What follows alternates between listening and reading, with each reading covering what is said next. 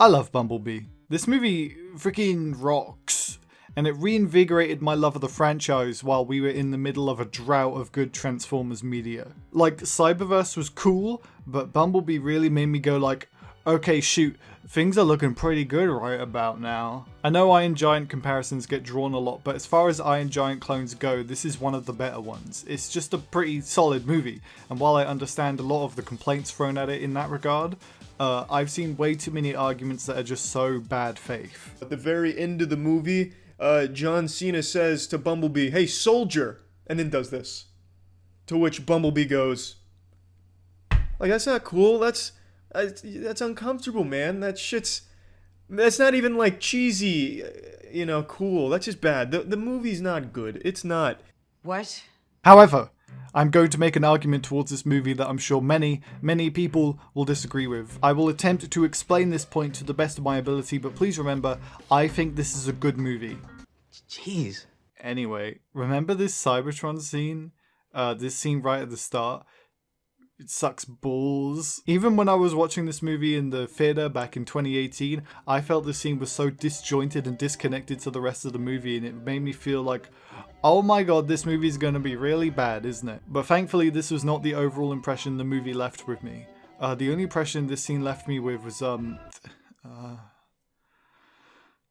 So why do I dislike this scene? It's pretty harmless, all things considered, but to explain why, I need to explain what this movie is about. And I don't mean what the story is, I mean, what is this movie, like, actually about? The main crux of this movie is the relationship between Bumblebee and Charlie Watson. They're similar in a lot of ways, lost souls trying to find their purposes as they heal from their respective traumas. Bumblebee's is a lot more literal than Charlie's. He's just trying to remember where he came from, trying to find the big scary Canadian man that came out of his chest that one time. He's alone, just like Charlie, who's grieving over the loss of her dad and unable to move on. When they find each other, their bond is what helps both grow and overcome their fears. It's only reinforced when Bumblebee gets his memories back and turns on those that hurt him in the first place, the humans. But it's Charlie that has to talk him down and help him heal.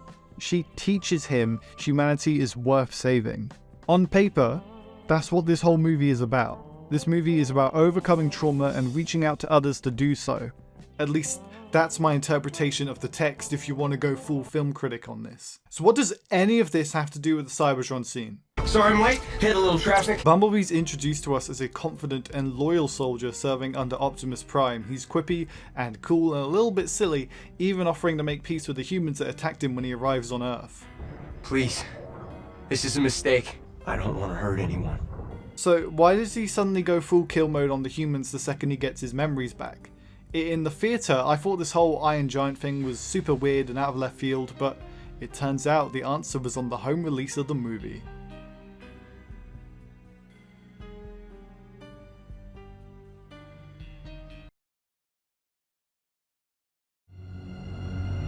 Keep moving. Gotta keep moving. Find a place to hide. Find a way to start over. Bumblebee's original opening works much better for a number of reasons, but the biggest reason is that it establishes and justifies Bumblebee's feelings towards humans throughout the movie. The reason he goes Iron Giant at the end and why he's initially scared of Charlie are both covered here. He literally states his character arc to the audience. I'm done with this mission. Mankind is not worth saving.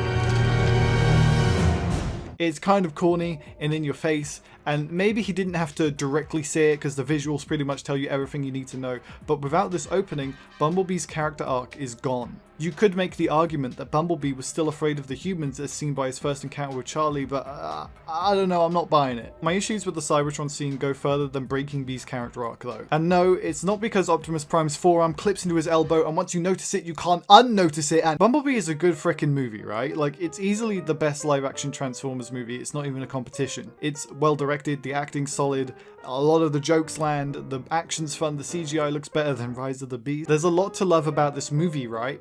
But when people talk about this movie, what do they talk about? What's the one thing they talk about above everything else? What's your favorite scene in the Bumblebee movie? Research for Epic Video.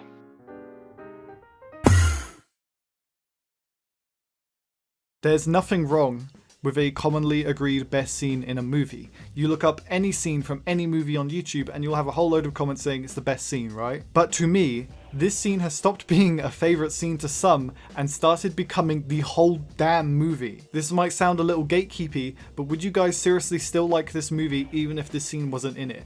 I'm all for dumb spectacle. That's why I like the James Bond movies so much. And it's like, it's cool seeing Optimus Prime and Soundwave and Shockwave's thighs, and Wheeljack. But in hindsight, knowing what was dropped to make way for it, it makes this scene look a hell of a lot worse. The emotional through line of the movie, the title character's entire arc, has been dropped for fan service. Even outside of Bumblebee's character arc, it makes the story's small scale feel not small at all. Shatter and Dropkick aren't meant to be Megatron and Starscream or Galvatron and Cyclonus. They're just two random soldiers. Just forget everything you know about Transformers for a moment. Forget Autobots, forget Decepticons, Cybertron, Megatron, Optimus Prime, Starsaber, peeing the bed. Forget it all and think of this as a standalone story. Something to introduce a whole new generation to the Transformers universe. In this hypothetical, we don't know the scale of the Decepticon threats, left up in the air in the original cut of the film on purpose to make Bumblebee's victory seem all the more grand and important. We can guess there might be more of these guys on the way, but for now, Bumblebee's ready for them. But in the version we got, we start by seeing an entire army of Decepticons fighting the Autobots. The small-scale nature of the story is immediately upstaged with a big galaxy-spanning war that makes the conflict over the next 2 hours feel like it doesn't matter in the grand scheme of things. In total, both Cybertron scenes take up 3 minutes and 20 seconds of the runtime, which is the exact amount of time it takes to head to your local stem cell research center to remove the memory of this video from your head. So it doesn't really matter. 3 minutes in a 110-minute movie ain't anything, but arguably the most important scene in a movie is its opening scene. And the Cybertron scene fails at not only establishing the movie's tone going forward, but also manages to butcher the title character's entire arc. I'm not saying you're stupid or wrong for liking this scene, it's cool. I'm not calling Travis Knight a hack either, he seems like a really cool down-to-earth guy who just wanted to make a good movie. But I can't help but feel like this was a late addition to the movie, one that was maybe mandated by the studio to establish that this was a reboot. Of course, this is entirely speculation, I'm not making any claims. I pleaded on my knees with S7 to investigate it, but they said the readings were infinitesimal, that I was obsessed. Me, can you imagine that? I'm not saying this scene is entirely heartless or without effort either, it looks great. ILM are at the top of their game here, the designs are cool. Shockwave, fine.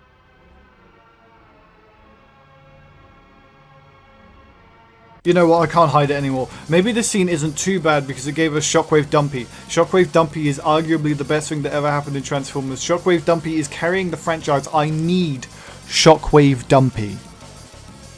But maybe it's not Shockwave's Bunda that's carrying. Maybe it's something a little closer to home.